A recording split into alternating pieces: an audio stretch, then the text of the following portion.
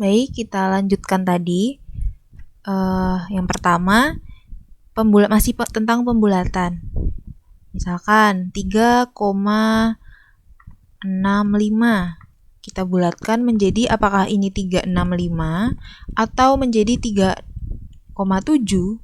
Nah, kita lihat sebelum angka 5 ini merupakan bilangan genap.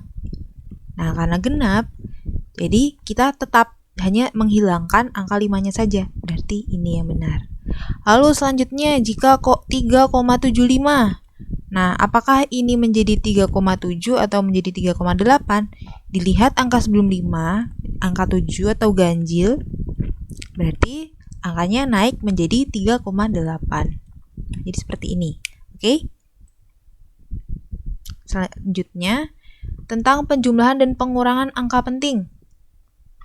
Nah, ada aturan khususnya, yaitu penulisan hasil operasi penambahan pengurangan hanya dapat memiliki satu angka perkiraan atau angka tidak pasti atau kadang disebut angka taksiran. Nah, maksudnya apa? Angka taksiran itu angka yang paling belakang kita dapatkan dari hasil pengukuran. Kalau misalkan kita mau menggunakan penggaris 13,4 cm. Nah, ini merupakan angka taksiran. 4 angka taksiran. Ibu singkat menjadi AT. Lalu, kalau misalkan 2,85. Nah, berarti 5 ini merupakan angka taksirannya. Nah, maksudnya gimana nih? Hanya dapat memiliki satu angka perkiraan atau angka tidak pasti. Misalkan kita jumlah ya. Kita jumlah 5, 12, 3, 6, 1. Nah, angka taksirannya jadi ini dan ini. Karena yang atas ini 13,4 ini, angka 4-nya itu 1 di belakang koma, angka taksirannya. Lalu untuk yang bawah, 5 ini merupakan angka kedua di belakang koma. Jadi ada 2 angka taksiran. Ada 2 AT. Nah, padahal aturannya hanya boleh 1. Berarti kita bulatkan menjadi hanya ada 1 angka taksiran. Nah, jadi berapa? 16,2 apa 16,3? Nah, kita ingat lagi aturan di atas. Karena di sebelum angka 5, ini 2 merupakan angka genap, berarti ketika kita bulatkan menjadi 16,2 misalkan cm. Nah, begitupun ketika kita mengurangkan. Hanya boleh ada 1 angka taksiran atau angka tidak pasti. Kemudian, untuk perkalian dan pembagian, ada juga aturannya, yaitu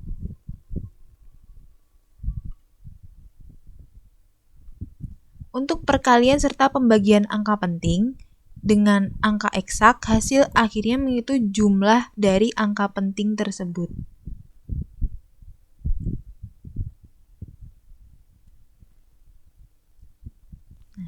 Jadi misalkan ini 125 cm dikalikan dengan 10. Hasilnya 1250. Nah, 125 dikalikan 10. Nah, hasilnya kan 1250. Sedangkan ini angka pentingnya ada 3. Ini angka pentingnya ada 1. Nah, berarti kita harus mengikuti angka penting tersedikit. Nah, pilihannya ada 3 angka penting atau 1 angka penting. Nah, kita ikuti yang 1 angka penting. Berarti kita bulatkan menjadi 1000. Jadi seperti ini ya. Kemudian, materi yang terakhir untuk video ini, yaitu menyatakan hasil pengukuran tunggal. Maksudnya dari pengukuran tunggal itu bagaimana?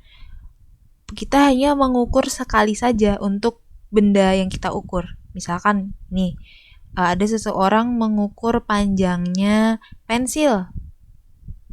Nah, ini namanya pengukuran tunggal. Nah, pengukurannya yang dilakukan ini hanya sekali aja ngukurnya, nggak diulang-ulang. Nah, ada aturan untuk menyatakan hasil pengukuran tunggal dengan cara seperti ini.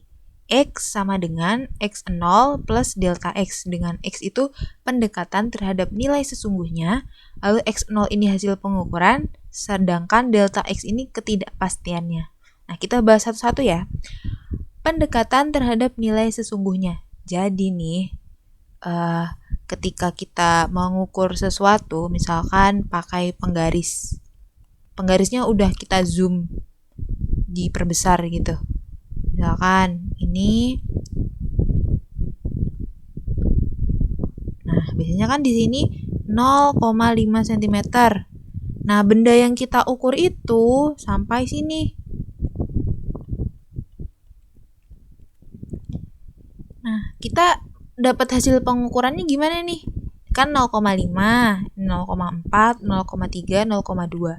Nah yang kita dapatkan X0-nya 0,2 cm. Tapi coba kita lebih perhatikan. Benda ini lebih dari 0,2 di sini. Tapi dia gak nyampe 0,3. Jadi sebenarnya dia itu berada di antara 0,2 dan 0,3. Bisa saja ternyata nilai sesungguhnya yang kita tentunya tidak tahu, nilai X ini sebenarnya 0,25. Nah, bisa juga ternyata 2,58960 atau sekian. Nah, tapi karena keterbatasan manusia, kita hanya bisa membuat skala pendekatannya terhadap nilai sebenarnya.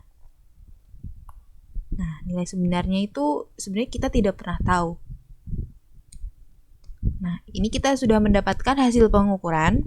Lalu delta X-nya seperti apa? Delta X. Nah, kemarin ini kita peroleh untuk pengukuran tunggal dengan setengah NST atau setengah dari nilai skala terkecil. Untuk penggaris yang seperti ini, skala terkecilnya ini sampai sini yaitu 0,1 cm. Berarti kita dapatkan 0,05 cm.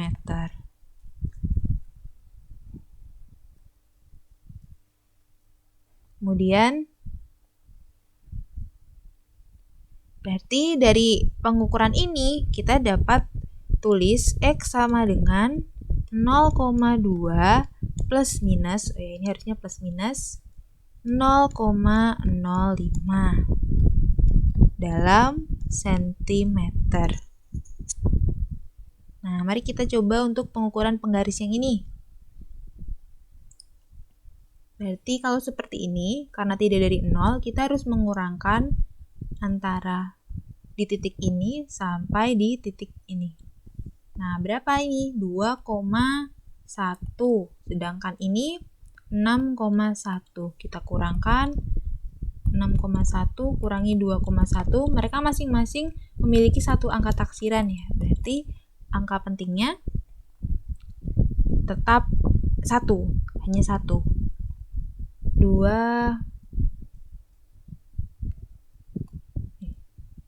hasilnya 4,0 cm. Nah, berarti X sama dengan 4,0 plus minus skala terkecilnya berapa? Skala terkecil tadi misalkan kita menghitung ini ke sini tuh berapa selisihnya. Kalau di sini kan 3,5. Berarti 1 seperti ini yaitu 0,1. 0,1 mirip yang penggaris yang kita gunakan tadi, setengah kali 0,1 berarti 0,05 cm. Semoga kalian paham ya.